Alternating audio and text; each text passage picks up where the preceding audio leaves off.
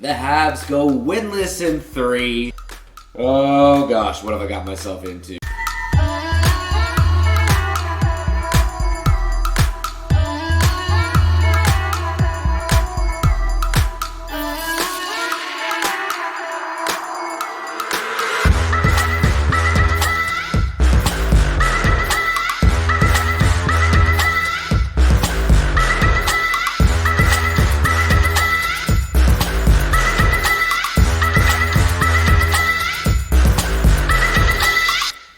Hello my fellow Habs fans, and welcome to this week's edition of the Habs Fan Forum, proudly a part of allhabs.net and of course Rocket Sports Media. Here at the Habs Fan Forum, this is where us fans get to have our voices heard. Alright, let's talk about those Montreal Canadiens. The Habs go winless in 3 after the great reckoning, minus the coach. But still, they don't get it done in any of the last 3 games. They lose a pretty bad one against Colorado at home, 4-1, which started the first Jeff Gorton meme that was circulating the internet of him just going, oh gosh, what have I got myself into? Then they fly out to Nashville where they actually lose. In overtime, they do pick up a point here, but they got thoroughly dominated in terms of like scoring chances and shots by Nashville. Jake Allen just stood on his head, and they squeak out a 4-3 loss in overtime. And then finally, against Tampa, they actually played a pretty good game throughout the game. Tampa was pretty sloppy. It was back and forth. You know, of course, Tampa had that first goal early, but Montreal came back at a really strong second period. But, of course, let it slip in the last couple minutes where they just didn't get the job done. Unfortunately, they let those 2 goals in, which has to be a product of who you're icing, ice times, who's playing in those last couple minutes. It was really fun to have some of those, call-ups on the ice.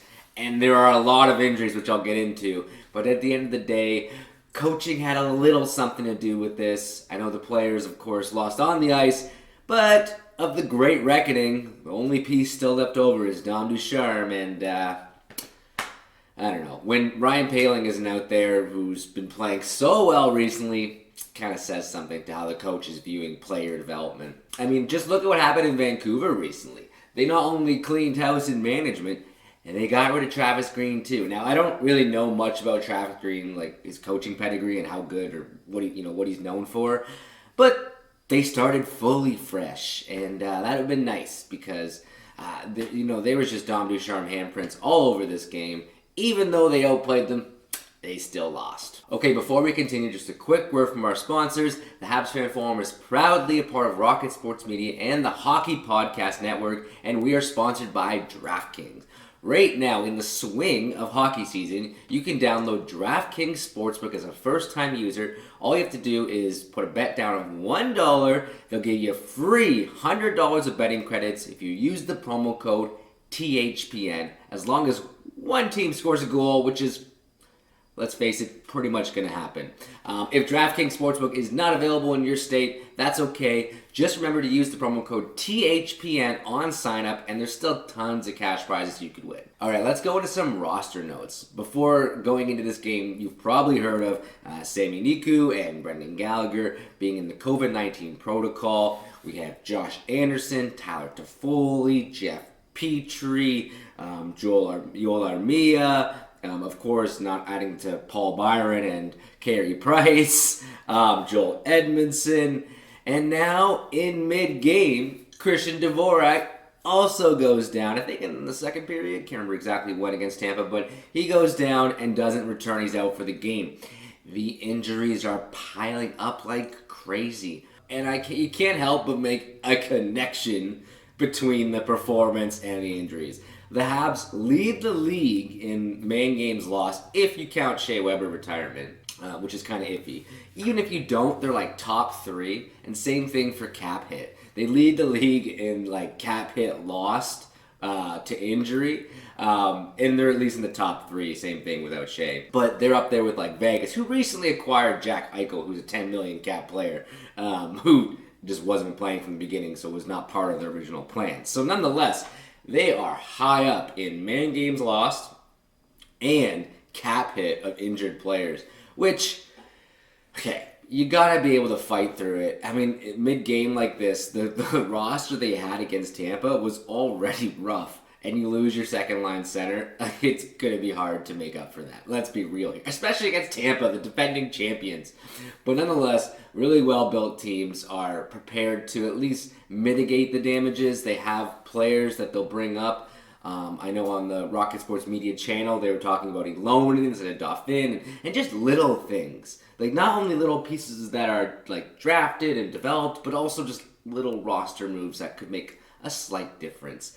You're playing with with hairs at this point, but at the end of the day, when you have this many man games lost, you gotta get creative. And right now, the Habs just aren't getting it done. From both the previous management team, who that's a sunken cost at this point, and also the coach's decisions with the roster just don't make a lot of sense, even with the piling injuries. In the past week, they had a few roster moves. They actually grabbed Cale Clegg off of waivers, puck-moving defenseman.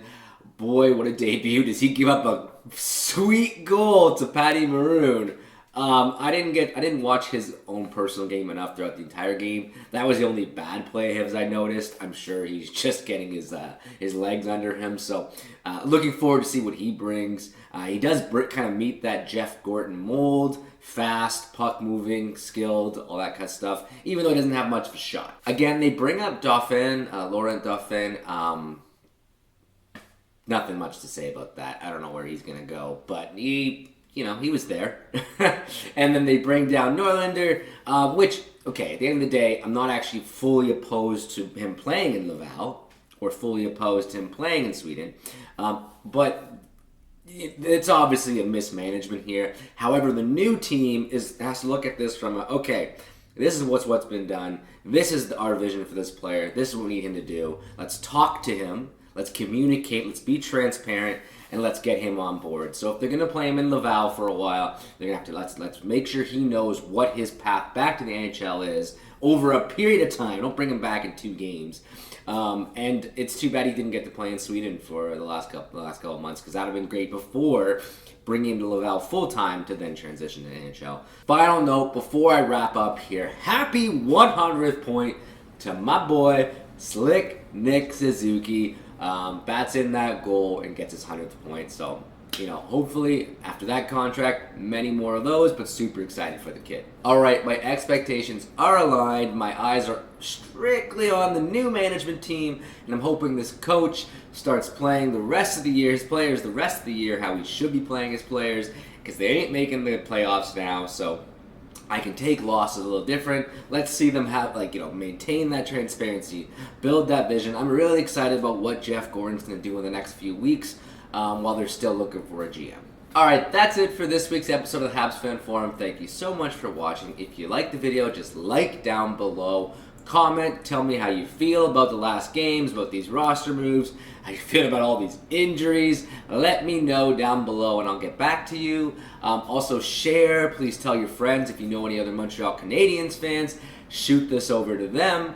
And yeah, you can find us at allhabs.net or follow us at allhabs for the best Montreal Canadiens coverage.